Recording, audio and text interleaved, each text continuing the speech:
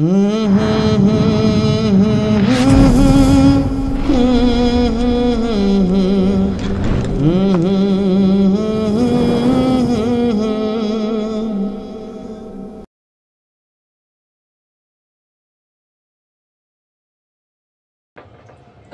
عليكم ورحمة الله وبركاته. وعليكم السلام ورحمة الله وبركاته. نحمده ونصلي على رسوله الكريم ونستعينه ونستغفره ونؤمن به ونتوكل عليه ونعوذ بالله من شرور أنفسنا ومن سيئات أعمالنا من يهده الله فلا مضل له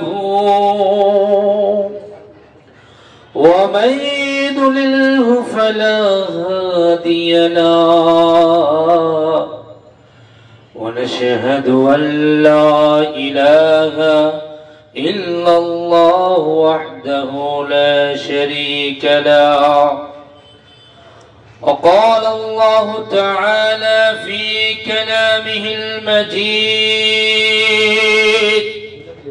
والفرقان الحميد أعوذ بالله من الشيطان الرجيم بسم الله الرحمن الرحيم والذين جاهدوا فينا لنهدينهم سبلنا وإن الله مع المحسنين وقال شان حبيبه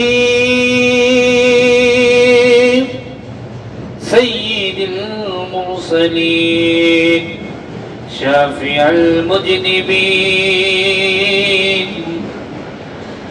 قال النبي صلى الله عليه وسلم الولايات ظل النبوة أو قام عليه الصلاة والسلام اللہ اللہ کیا مبارک نام ہے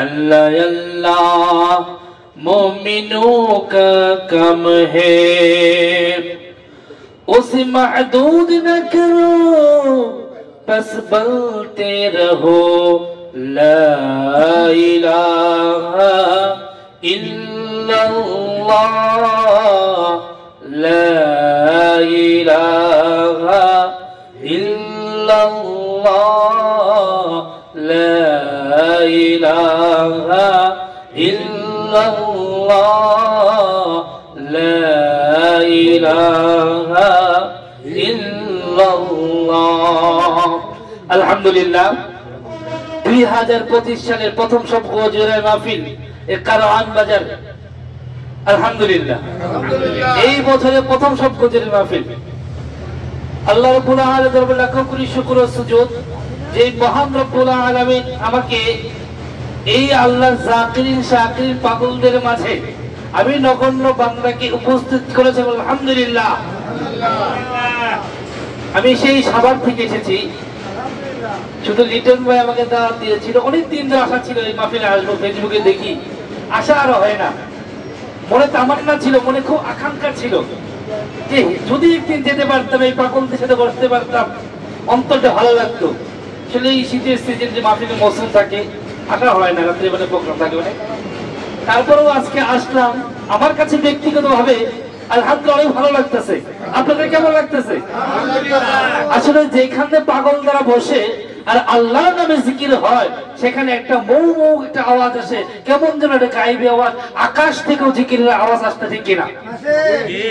আমি আমার খুতবার মধ্যে কোরআন পাকের থেকে একটু আয়াত তেলাওয়াত করেছি, ওয়াল্লাযীনা জাহাদু ফিনা নাহদিয়ান্নাহুম সুবুলানা ওয়া ইন্নাল্লাহা মাআল মুহসিনিন।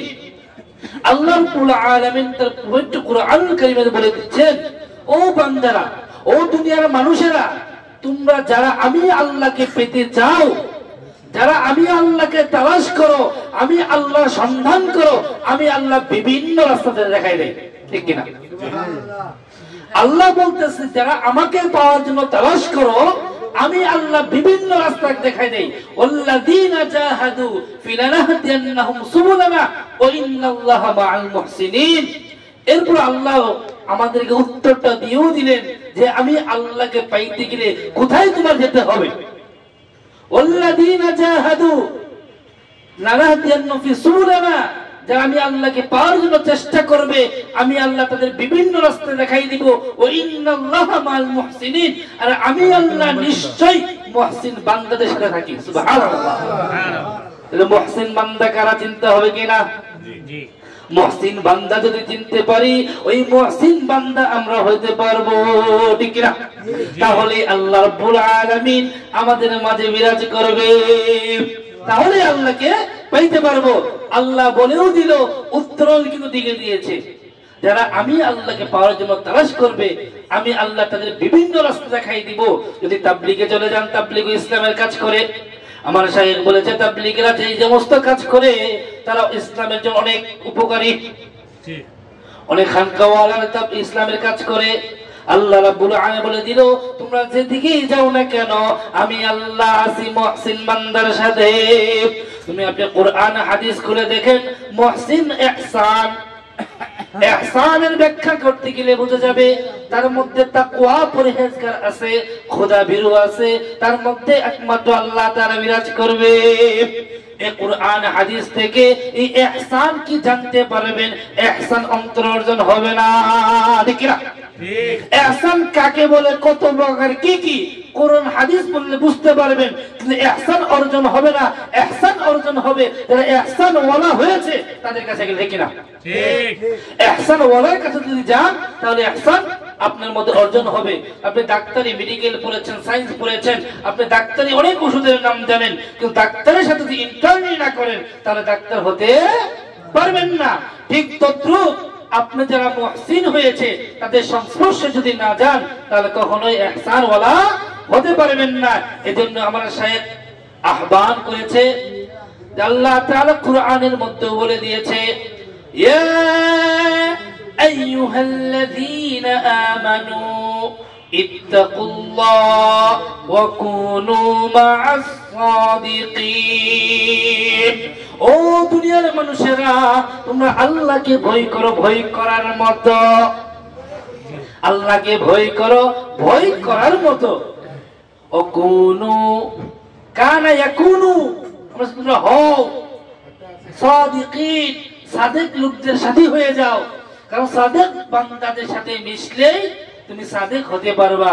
গ্রামের প্রবাদে একটা কথা বলে, সৎ সঙ্গে স্বর্গবাস, অসৎ সঙ্গে সর্বনাশ, ঠিক কিনা? ঠিক। যদি সৎ লোকদের সংস্পর্শ থাকেন, তাহলে আপনি যদিও অসৎ হয়ে থাকেন, তাহলে সৎ হতে পারবেন।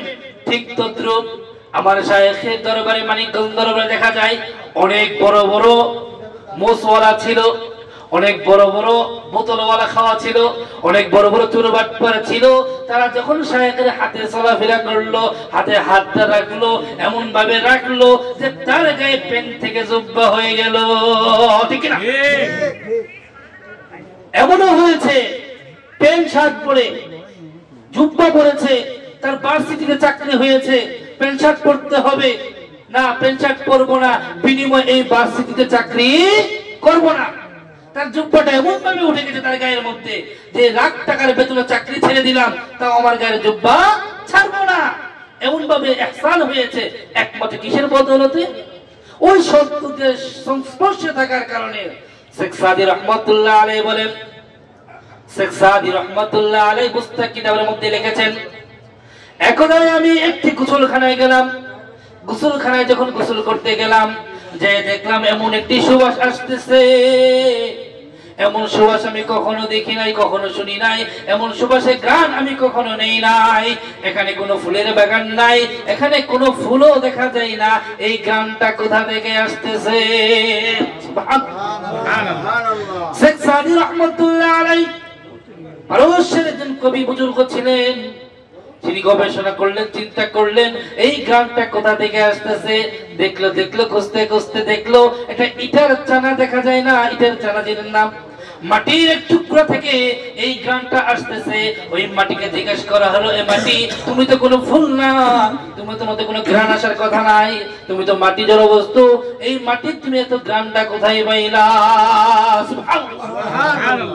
ওই মাটির জবান আল্লাহ তাআলা খুলে দিলেন। মাটির জবান খুলে বলতেছে, ও শেখ সাদি, তুমি জেনে রাখো আমি এই ইটার চানাটা, আমি ছিলাম বাহিরে, রাস্তার পোলা বাকান যখন খেলাধুলা করে এই ইটার চানা একবার ঢিল মারে দিকে আর একবার ঢিল মারে ওদিকে, এই ঢিল মারার সুবাদে আমি কিছুদিন গোলাপের বাগান সাজা করেছিলাম। ওই আসা যাওয়ার কারণে ওই গোলাপের গ্রামটা আমার মধ্যে এসেছে। সুবহানাল্লাহ।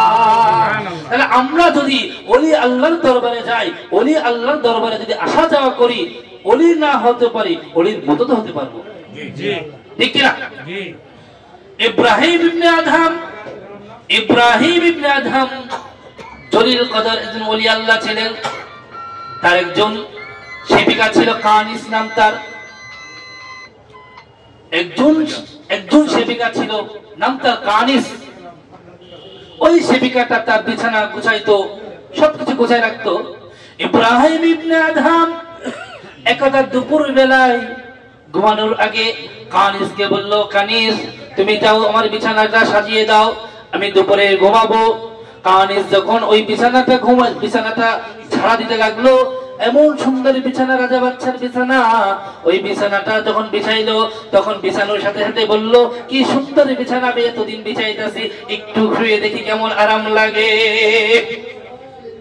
ইব্রাহিম ইবনে আদহামের বিছানা ওই কানিস যখন বিছাইলো, একটু যখন শুইলো, রাজা বাচ্চাদের বিছানা যদি আরবের জাজিমের বিছানা হয়, একটু শুইলে কিন্তু ঘুমিয়ে যায়, তাই নাকি না? যখন একটু পিঠটা লাগাইছে, ঘুমিয়ে গেছে কানিস।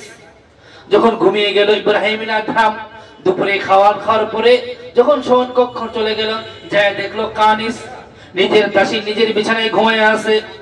আমাদের রাগ লাগবে কিনা? আমার বিছানায় আমার গাছ বাড়ি কামলাই যে কাজের বুয়া ঘুমিয়ে আছে। ইব্রাহিম ইবনে আদহাম খুব রাগান্বিত হয়ে গেল।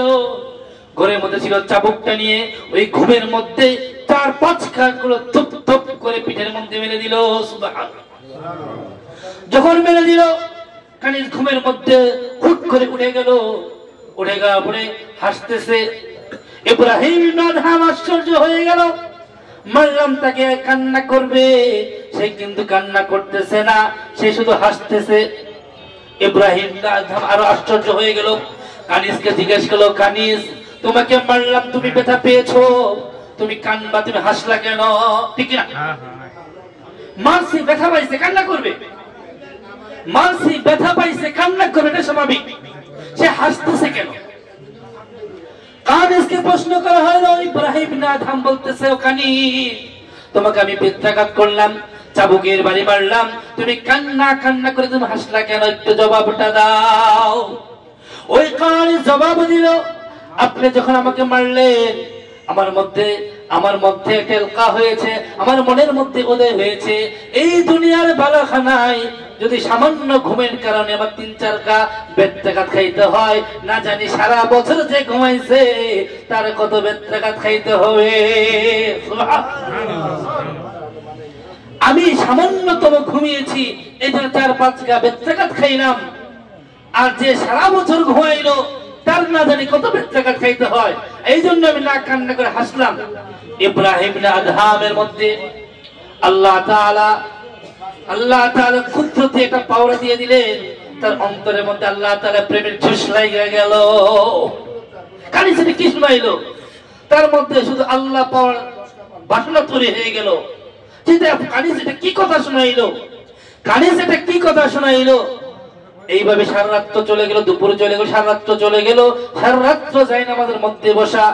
ফজরের নামাজে পড়ে ইব্রাহিম ইবনে আদহাম সমস্ত রাজ্যের ধর্ম মানুষকে ডাক দিয়ে বলল, এই নাও তোমাদের রাজত্ব। আমি এমন রাজার সন্ধান পেয়েছি যে রাজার রাজ্যে ঘুমাইলার কোনো সমস্যা নাই। সুবহানাল্লাহ।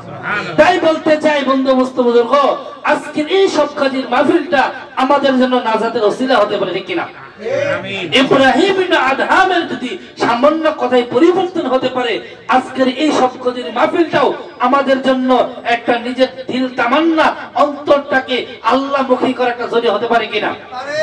ঠিক আল্লাহ রাব্বুল আলামিন কোরআনে সেই কথাটাই বলে দিয়েছেন, ওয়াল্লাযীনা জাহাদু ফিনা নাহদিয়ান্নাহুম সুবুলানা ওয়া ইন্নাল্লাহা মাআল মুহসিনিন। ও দুনিয়ার মানুষেরা, তোমরা জেনে রাখো আমি আল্লাহ আমাকে পাওয়ার জন্য বিভিন্ন রাস্তা, এই কারওয়ান বাজারের সব খুঁজের মাহফিলটাও আমাকে পাওয়ার জন্য জরিয়া, ঠিক কিনা? ঠিক আল্লাহ রাব্বুল আলামিন আমাদেরকে এই প্রেমের বাগানের মধ্যে নিয়ে এসেছে, ঠিক কিনা? এটা এমন একটা প্রেমের বাগানের মধ্যে আমরা আছি, এমন একটা প্রেমের বাগান, যে প্রেমের বাগানের ব্যাপারে আল্লাহ রাব্বুল আলামিন আরশের মধ্যে ফেরেশতাদের নিয়ে বলাবলি করতে থাকে। কি বলে জানেন? আল্লাহ রাব্বুল আলামিন জিবরাইল আলাইহিস সালামকে ডাক দেয়।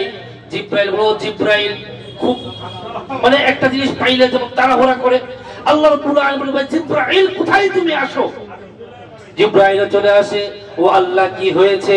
আল্লাহ তাআলা বলেন, উহিব্বুকা ফুলান আহাব্বু ফুলান, দুনিয়ার ওই ব্যক্তির প্রেমে আমি পড়ে গিয়েছি। জিবরাইল বলে, শুনলাম, আল্লাহ করব কি? জিবরাইল বলতেছে, আল্লাহ শুনলাম তো করব কি? আল্লাহ বলতেছে, জিবরাইল আমি ওই ব্যক্তিকে ভালোবাসি।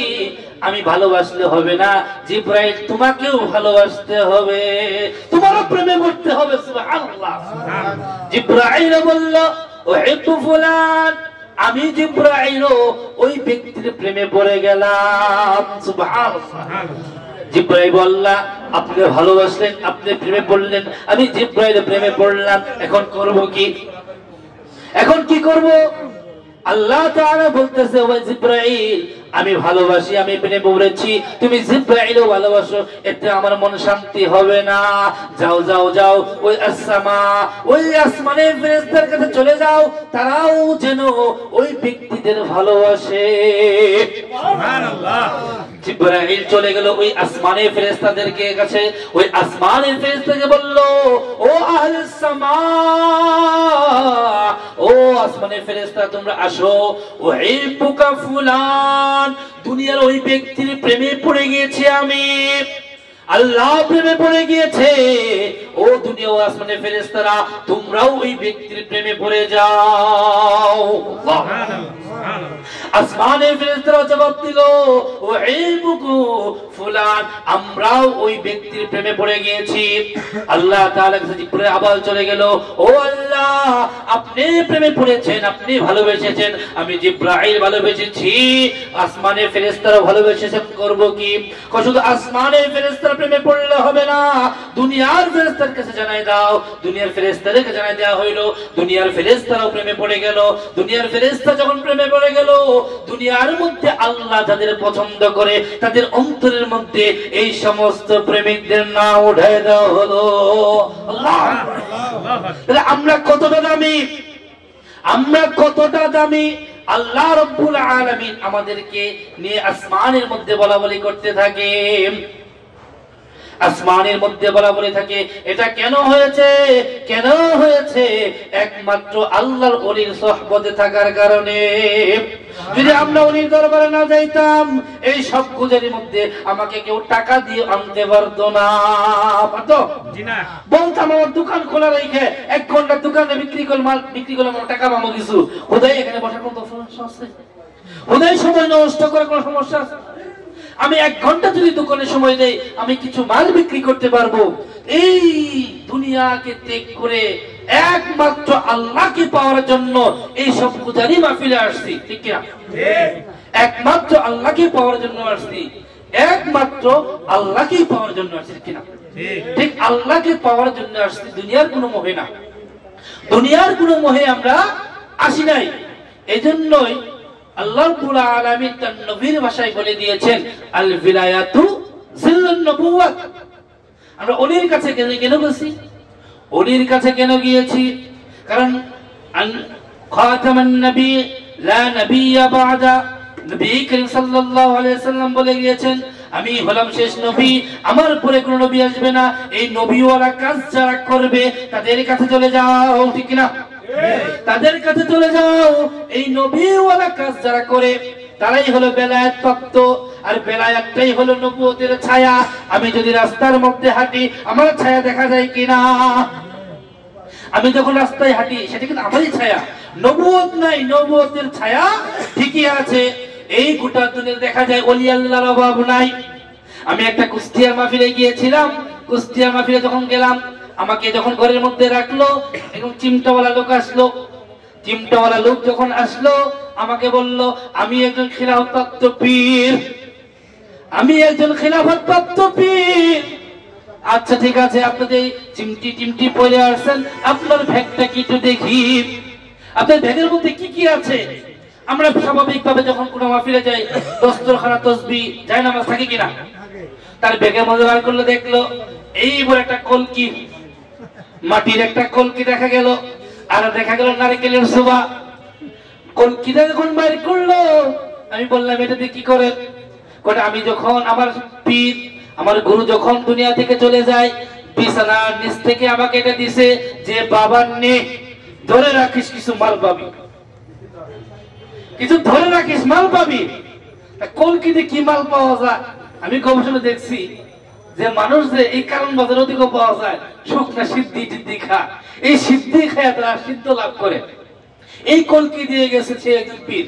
দুনিয়াতে পীরের অভাব নাই, কিন্তু ভাই এই পীরের ডিভাইডেড একটু কথা বলতে চাই, সেটা হলো খাজা আব্দুল কাদের জিলানী রাহিমাহুল্লাহ তাআলা এবং আহমদ জামি রাহিমাহুল্লাহ তাআলা দুইজন পীর ছিলেন, ওলি আল্লাহ ছিলেন। নাম শুনছেন কিনা? আব্দুল কাদের জিলানী রাহিমাহুল্লাহ তাআলা এবং আহমদ জামি। আহমদ জামি যে ওলি ছিল সে বাঘের উপর সওয়ারি করে চলাফেরা করতো, ঠিক কিনা? বাঘের উপর সওয়ারি করে চলাফেরা করতো আর মুরিদের বাড়িতে বাড়ি ঘুরতো আর বলতো বাঘের খাবার দে, বাঘের খাবার দে, আমি হলাম তোদের পীর, বাঘের জন্য খাবার দে। প্রত্যেক মুরিদের কাছে যখন ওই এলাকা ঘুরে ঘুরে গরু নেওয়া শেষ মুহূর্তে আব্দুল কাদের জিলানী রাহিমাহুল্লাহ তাআলা বাড়িতে গেলেন, যাই বলল আমার বাঘের খাবারের জন্য গরু দরকার, আমার বাঘের খাওয়ার জন্য গরু দরকার। আব্দুল কাদের জিলানী রাহিমাহুল্লাহ তাআলা বললেন ঠিক আছে আপনি যান, আমি নিজ হাতে গরু নিয়ে যাব। সুবহানাল্লাহ। আপনি বাড়িতে চলে যান, আপনি একজন পীর আহমদ জামি, আহমদ জামি, আপনি চলে যান, আমি নিজ হাতে গরু নিয়ে যাব।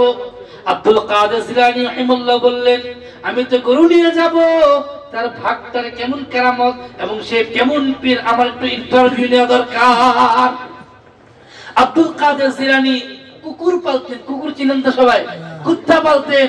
এই কুকুরটাকে পাঠাই দিলেন আগে, কুকুরকে বললেন যা তুই আগে যাই দেখা তুই ওর ইন্টারভিউ নিয়া, আমি পরে গরু নিয়ে আসতেছি। সেই কুকুর যখন চলে গেল ওই আহমেদ জামির বাড়ির গেটে যখন দাঁড়াইলো বাঘে এমন একটা গর্জন দিল, বাঘে এমন একটা গর্জন দিল দেওয়ার সাথে সাথে কুকুর বলতেছে ও আহমেদ জামির ভাগ, তোকে কত গরু খাওয়াইছে, কত মুরিদের গরু খাওয়াইছে, তাই তুই এত গর্জন দিলি, আর আমাকে আব্দুল কাদের কোনো গরু খাওয়াই নাই, যা খাওয়াইছে এটার পাওয়ার একটু দেখ, যেটা খাওয়াইছে এটার পাওয়ার তুই একটু দেখ। যখন কুকুরটা লাফ দিল, দেখুন কুকুর যখন কোনো ক্ষিপ্ত হয় এটা লাফ দিয়ে, কিন্তু দুই পা উঁচু করে লাফ দিল, লাফ দিয়ে যখন ওই বাঘের সামনে গেল এমন একটা হা করলো বাবারে, হা করার সাথে সাথে বাঘটা পুরো বাঘটা গলার মধ্যে ঢুকে গেল। সুবহানাল্লাহ। তাহলে আহমেদ জামির ভাগ যে বাঘের উপর সওয়ারি কইরা পুরা দরবারে ঘুরতো, মুরিদের কাছে যাইতো, আব্দুল কাদের জিলানীর একটা কুকুরে সেই ভাগটা খেয়ে ফেলে। সুবহানাল্লাহ। তা আগে জানতাম ভাগে কুকুর খা, আজ শুনলাম কুকুরে ভাগ খেয়ে ফেলেছে। যখন কুকুরে ভাগ খেয়ে গেল ওই ভাগের জায়গায় কুকুরটা সুন্দরভাবে রেস্ট নিচ্ছে। ওই কুকুর যখন রেস্ট নিল কুকুরটা রেস্ট নেওয়ার পরে আহমেদ জামি দেখতে গেল ওই বাঘরে যে গরু টুরু খাওয়াইছে ওই বাঘরে কুকুর খেয়ে ফেলছে। হ্যাঁ, আফসোস করতেছে, আমি কাকে গরু খাওয়াইলাম, কাকে গরু খাওয়াইলাম, এতদিন গরু খাওয়াই কি লাভটা হইলো আমার, একটা কুকুরে ভাগ খেয়ে ফেললো। ওই যখন পরে দেখলো আব্দুল কাদের জিলানী তারপরে গরু নিয়ে হাইরে আসতেছে, যখন আসলো দেখলো যে ওই বাঘের জায়গায় কুকুরটা বসে আছে। কুকুরটা যখন বসে আসলে আহমেদ জামি ওই আব্দুল কাদের জিলানী সালাম দিল যে ও আমার বুজুর্গ, ও আমার পীর, আমি কি আসতে পারি কিনা। যখন এই আওয়াজটা ওই আহমেদ জামির কানে পৌঁছলো, আহমেদ জামির চিৎকার মেরে ওই আব্দুল কাদের জিলানীর পায়ের মধ্যে লুটে গেল। ওই আব্দুল কাদের জিলানীর পায়ের মধ্যে লুটে গেল। লুটে যাওয়ার পরে বলল, আমাকে বায়াত ও মুরিদ করে নেন, আমাকে বায়াত ও মুরিদ করে। সে একজন পীর, কিন্তু আহমেদ জামি একজন পীর, একজন পীর হওয়া সত্ত্বেও কি করলো, তার কাছে মুরিদ হয়ে গেল। মুরিদ হয়ে যাওয়ার পরে বলল, আমাকে বায়াত ও মুরিদ করে নেন, আমি বেয়াদবি করেছি, আমাকে মাফ করে দেন। সুবহানাল্লাহ। এমন জলিল কদর আউলিয়া আল্লাহ আহমেদ জামি, ইতিহাসের পাতায় যার নাম লেখা, বাঘের উপর সওয়ারি করত। কেমন পীর, বাঘের উপর সওয়ারি করার পরেও আব্দুল কাদের জিলানীর কাছে হেরে মেনে গেল। যখন হার মেনে দেওয়ার পরে মুরিদ হয়ে গেল, মুরিদ হওয়ার পরে ওই কুকুরকে একটা তুড়ি মারলো এবং তুড়ি মারলো। যখন আয়ের কথা বললো, ওই তাজা ভাগটাই পেটের মধ্যে থেকে আবার বের করে দিল। সুবহানাল্লাহ। তাহলে দেখেন, দুনিয়াতে পীরের কিন্তু অভাব নাই, পীরের কিন্তু অভাব নাই। আমি বহুত পীর জীবনে সহে দেখছি, কিন্তু আমার শায়েখ ডক্টর মঞ্জুরুল ইসলাম সিদ্দিকী তার মতো পীর আমি কোথাও পাই নাই। তার কাছে যেমন শরীয়ত, যেমন মারিফত, তেমন হাকিকত, তেমন তরিকত, কোন রকম নাই। যারা গেছেন তারা জানেন। কিন্তু আমার শায়েখের কাছে গেলে দেখবেন পরিপূর্ণ ইসলাম কাকে বলে, পরিপূর্ণ ইসলাম কাকে বলে।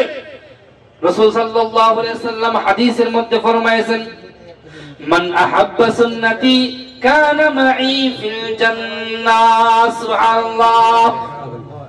রাসূল সাল্লাল্লাহু আলাইহি ওয়াসাল্লাম হাদিসের মধ্যে বলে দিয়েছেন, মান আহাব্বা সুন্নতি কানা মাই ফিল জান্নাত। যারা আমার সুন্নতকে ভালোবাসবে, আমি নবী তার সাথে জান্নাতে থাকবো। সুবহানাল্লাহ। আজ আমরা লক্ষ্য করলে দেখা যায় অনেক দাড়ি টুপিওয়ালা আছে, 5 ওয়াক্ত নামাজ পাঁচখানা নামাজ পড়ে, অথচ খাওয়ার নিচে দস্তরখানা নাই। আছে? অনেকের নাই।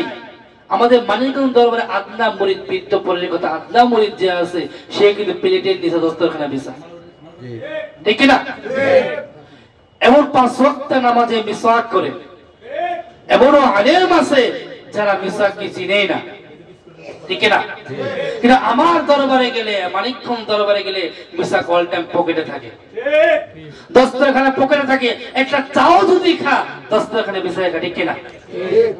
তাহলে কেমন ওলির কাছে গেছি, এমন ওলির কাছে গিয়েছি যেই ওলির ব্যাপারে আল্লাহ তাআলা বলে দিলেন, আলা ইন্না আউলিয়াল্লাহি লা খাউফুন আলাইহিম ওয়া লাহুম ইয়াহজানুন। দুনিয়াতে ওলি আল্লাহ যারা হয়, আল্লাহর বন্ধু যারা হয়ে যায়, তাদের কোনো দুনিয়ায় কোনো টেনশন নাই, আখিরাতেও কোনো টেনশন নাই। আছে? আল্লাহ কুরআনের মধ্যে বলে দিলেন, আমি নেত্রকোনা ধরে একটা মাহফিলে গিয়েছিলাম গত বছর। যাওয়ার পরে অনেক রাত্র হয়ে গেল। ওই এলাকার ধলা ইউনিয়নের ছাত্রলীগের সভাপতি বলতেছে, আপনাকে আমি স্থান পর্যন্ত নিয়ে যাব, কোনো টেনশন নাই। আমি হইলাম ইউনিয়নের ছাত্রলীগের সভাপতি, কোনো টেনশন করবেন না, কোনো চোর ডাকাতের ভয় নাই, কেউ কিছু আপনাকে বলতে পারবে না, আপনি আমার ভাইকে করে আসেন, আপনাকে স্থান পর্যন্ত নিয়ে যাব। স্টেশন পর্যন্ত নিয়ে গেল, তাহলে আমার কোনো সমস্যা হইল না, গাড়িতে উঠাই দিল, গাড়ির টিকিটটা পর্যন্ত কাটতে দিল না, কন্ট্রাক্টরকে বলে দিল এর কাছ থেকে কোনো ভাড়া নেবে না, হুজুরের কাছে কোনো ভাড়া নেবে না। আমার বলে চিন্তা হইল, একটা ইউনিয়নের ছাত্রলীগের যে পাওয়ার, আমার আল্লাহ তো কোরআনের মধ্যে বলে দিয়েছেন, ও ইয ক্বালা রাব্বুকা লিল মালাইকাতু ইন্নী জাইলুন ফিল আরদি খলিফা। সুবহানাল্লাহ। আমরা হলাম আল্লাহ তাআলার প্রতিনিধি খলিফা এই দুনিয়ার মধ্যে। তাহলে আমাদের পাওয়ারটা কত বড়! সুবহানাল্লাহ। তার যদি ইউনিয়নের পাওয়ার থাকে, আমরা গোটা দুনিয়ার পাওয়ার আমাদের, ঠিক কিনা? গোটা দুনিয়ার পাওয়ার আমাদের মধ্যে রয়েছে, কারণ আমরা ওই আল্লাহর পাওয়ারে চলি যে আল্লাহর খলিফা আমরা। এমন এমন এমন এমন আল্লাহ তো পরে কথা রাখলাম, এমন নবীর উম্মত যেই নবীর ব্যাপারে আল্লাহ তাআলা কমপ্লিট করেছেন যে আল্লাহ হইল রব্বুল আলামিন, নবী হইল রাহমাতাল লিল আলামিন। সুবহানাল্লাহ। আল্লাহ হইল গোটা জগতের পালনকারী, নবী হইল গোটা জগতের জন্য রাহমাতাল লিল আলামিন। রহমত ছিল, ঠিক কিনা? কেমন রহমত! নবী করিম সাল্লাল্লাহু আলাইহি সাল্লাম আমাদেরকে maaf করানোর জন্য কত কিছু করে গিয়েছেন। একবার মসজিদে নববীর মধ্যে খুতবা দিচ্ছেন, মসজিদে নববীর মধ্যে খুতবা দিচ্ছেন। হঠাৎ করে খুতবা থামিয়ে বললেন, উমর তুমি দাঁড়িয়ে যাও, ইয়া উমর তুমি দাঁড়িয়ে যাও। উমরে বলতে, তারপরে বলতেছে ইয়া আলী তুমিও দাঁড়িয়ে যাও। খুতবার মাঝখানে বলতেছেন উমর তুমিও দাঁড়িয়ে যাও, আলী তুমিও দাঁড়িয়ে যাও। আমার একজন পাগল আছে, ওয়াইস, কারনি শহরে থাকে ওয়াইস। আমার একজন পাগল আছে মসজিদে নববীর মধ্যে, কিন্তু মসজিদে নববীর মধ্যে দাঁড়িয়ে খুতবার মাঝখানে বলতেছে উমর তুমি দাঁড়িয়ে যাও, ও আলী তুমি দাঁড়িয়ে যাও। আমার একজন পাগল আছে ওয়াইস, এই ওয়াইসে তোমাদের সাক্ষাৎ হবে। সাক্ষাৎ হলে তোমাদের পরিচয় দেওয়া লাগবে না, তোমাদের শরীরে ঘানেই বলে দিবে তোমরা মদিনার সাহাবী। তাদেরকে তো সাক্ষাৎ যখন হবে, তুমি আমার উম্মতের জন্য একটু দোয়া চাই নিও। জোরে বলো সুবহানাল্লাহ। একজন সাহাবীকে অর্ডার করতেছেন একজন ওলির কাছে। ওয়াইস কারণে একজন ওলি, আল্লাহর ওলি সাহাবী উমর রাদিয়াল্লাহু তাআলা আনহু, যিনি অর্ধ জগতের শাসক ছিলেন। এবং সাহাবীকে ব্যাপারে রাসূল বলেছে as-সাহাবী কান-নুজুম, এবং সাহাবী আকাশের নক্ষত্র। সাহাবীকে তো বলতে পারতো উমর আমার গুনাহগার উম্মতের জন্য দোয়া কইরো, বলতে পারতো কিনা? মুসলিম শরীফের রওয়ায়াত হাদিস, আমি মিথ্যা বানায় বলতেছি না, মুসলিম শরীফের রওয়ায়াত আছে যে উমর ও আলী তোমরা কি করবা, যে ওই ওয়াইসের সাথে সাক্ষাৎ হবে, আমার গুনাহগার উম্মতের জন্য দোয়া চাই নিও। বলতে পারতেন উমর আমার গুনাহগার উম্মতের জন্য একটু দোয়া চাইও, কারণ উমর ব্যাপারে এমন সলিকদর ছিল যার মধ্যে, যার সামনে কখনো মিথ্যা আসতো না। একজন ইহুদি কাফেরও তার সামনে ভুল করার সাহস পাইতো না, ঠিক না? কেমন উমর ছিল! এক ইহুদি আরেক মুনাফিক একটা পানির সেচ ছিল না, খেতে পানি দে, এই পানির সেচ নিয়ে একটু ঝগড়া লাগছে। ঝগড়া লাগার পরে তার দুইজনে মিলে রাসূলের দরবারে গেলেন বিচার দেওয়ার জন্য। রাসূল সাল্লাল্লাহু আলাইহি ওয়াসাল্লাম যখন তাদের উভয়ের কথা শুনলেন, উভয়ের কথা শোনার পরে বিচার দায়টা ওই ইহুদির দিকে চলে গেল। সুবহানাল্লাহ। কারণ আমাদের নবী পয়গম্বর আরবি সাল্লাল্লাহু আলাইহি ওয়াসাল্লাম আজমি, আরবি, ইহুদি, নাসারা, মুসলিম সকলেই কিন্তু নবী ছিলেন। ওই নবী করিম সাল্লাল্লাহু আলাইহি ওয়াসাল্লাম ওই ইহুদির দিকে রায়টা দিয়ে দিলেন। ওই মুনাফিক বলতেছে এই রায় আমি মানি না, এটা ফারুকে আযম যে সত্যের মিথ্যা নির্ণয়কারী ওই উমরের কাছে চলুন যাই, সে হয়তো আটটু বিচার করবে। জজ কোর্টে বিচার হয় নাই, হাইকোর্টে আপিল করেছে। ওই উমর রাদিয়াল্লাহু তাআলা আনহুর কাছে যখন গেলেন ওই মুনাফিক আর ইহুদি, যাওয়ার পরে যখন আবার বর্ণনা করলেন, বর্ণনা করার পরে ইহুদি বলতেছে রাসূলের দরবারে গিয়েছিলাম, রাসূল এই রায় দিয়েছে। ওই উমর রাদিয়াল্লাহু বললেন ও ভাই মুসলিম, তোমাকে দেখা যায় জুব্বা টুপি পরা মুসলিম, তো তোমার কি রাসূলের দরবারে এই রায় দিয়েছে? হ্যাঁ। দাঁড়াও একটা মিনিট, আমি তোমার রায় দিচ্ছি। ঘর থেকে তরবারি নিয়ে আইসা গলার মধ্যে রাখলো, রেখে বলতেছে যে রাসূলের রায় মানে না, আমার উমরের রায় হলো দুনিয়া থাকার তার অধিকার না। সুবহানাল্লাহ।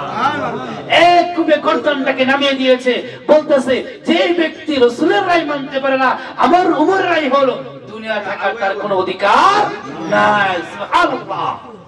তাহলে উমরের রায় এসে কি করলো? মৃত্যুবরণ হয়ে গেল। তাই এই উমর কেউ বললো না, উমর আমার গুনাহগার উম্মতের জন্য দোয়া কইরো।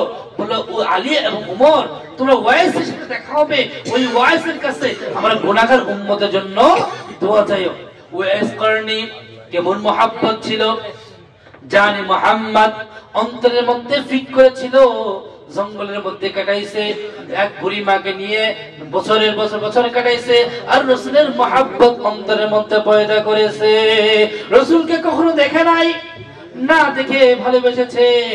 এই জন্য বাচ্চা আলমগীর একটা মেয়ে ছিল, জয়বুন্নিসা নাম নাকি, বাচ্চা আলমগীর মেয়ে জীবন্নিসা নাম তার। মুক্তাসারুল মাআনি কিতাব পড়লে পারবেন। दुर्र अबलग किसी कमदीद मौजूद मगर आशे के बूताने शुर्म आलूद। सुभान अल्लाह।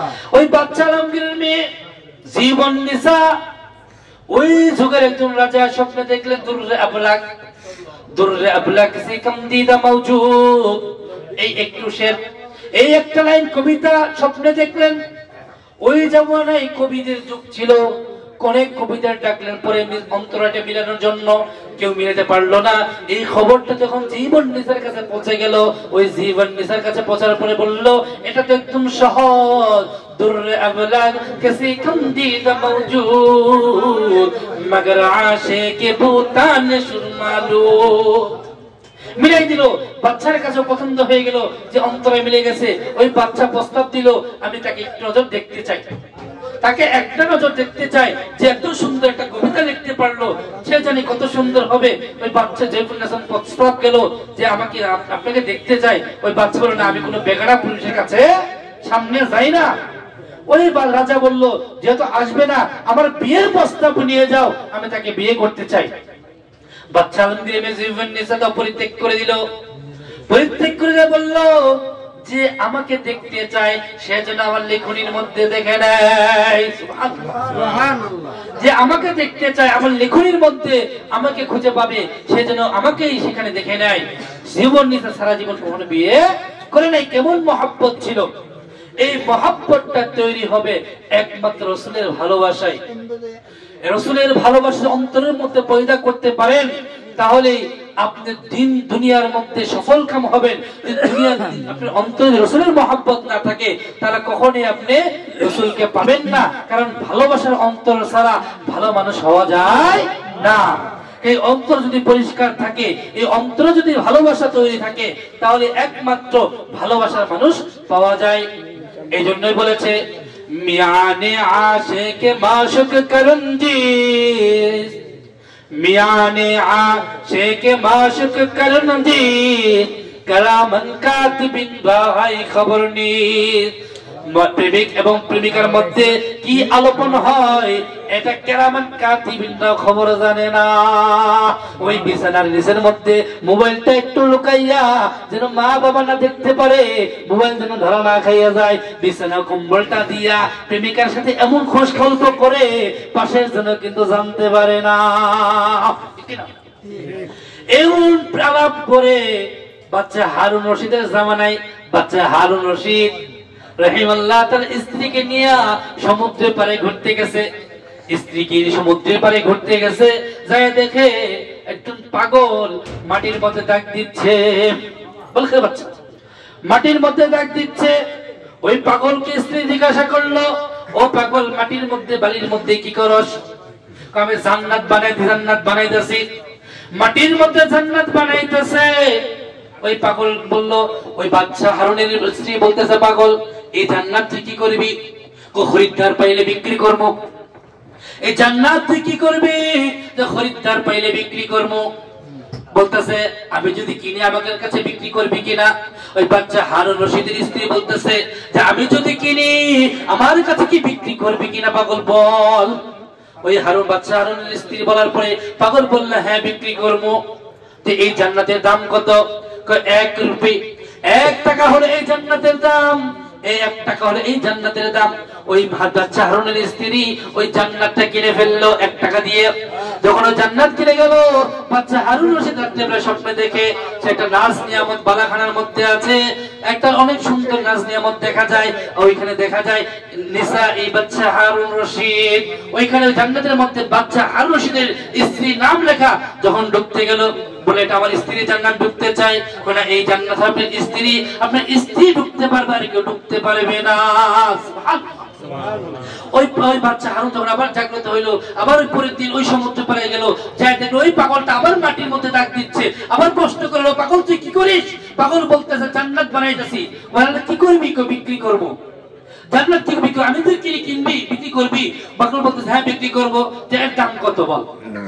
এর দামটা হইলো আপনার বলখের যে রাজত্ব, এই অর্ধেক রাজত্ব আমাকে দিয়ে দিতে হবে।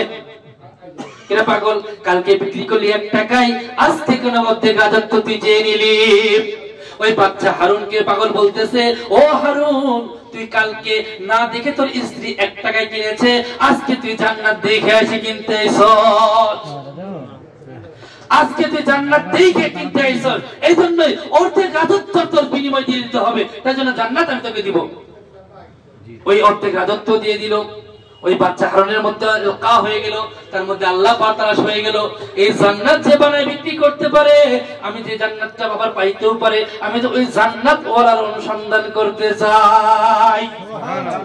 তাহলে আমরা পীর চিনে পীর ধরি, তাই না? পীর চিনে পীর ধরি, কিন্তু পীর চিনার আগে কি ধরি? এটা ভুল। আমরা পীরের দরবারে যাবো, মিশবো, জানবো, তারপরে কিছু আসবে। অনেকে যে পীরের দরবারে গেলে অনেক মানুষ বড় লোক হয়ে গেছে, আমি বড় লোক হয়ে যাবো, অনেক ধন সম্পদ হয়ে যাবে। তোমার এটা কখনোই করা যাবে না। পীরকে পীর বুঝে সম্মান করতে হবে, পীরকে পীর মনে করেই সম্মান করতে হবে, পীরকে পীর মনে করেই বুঝতে হবে, পীরকে পীর মনে করে মানতে হবে। সুবহানাল্লাহ। আল্লাহ রাব্বুল আলামিন যেন আমাদেরকে ওলি আল্লাহর সুহবত থেকে দ্বীন ও দুনিয়াতে কামিয়াবি হাসিল তৌফিক দান করুন। ওয়া আখির দাওয়ানা আলহামদুলিল্লাহি রাব্বিল আলামিন। আসসালামু আলাইকুম ওয়া রাহমাতুল্লাহি ওয়া বারাকাতুহু।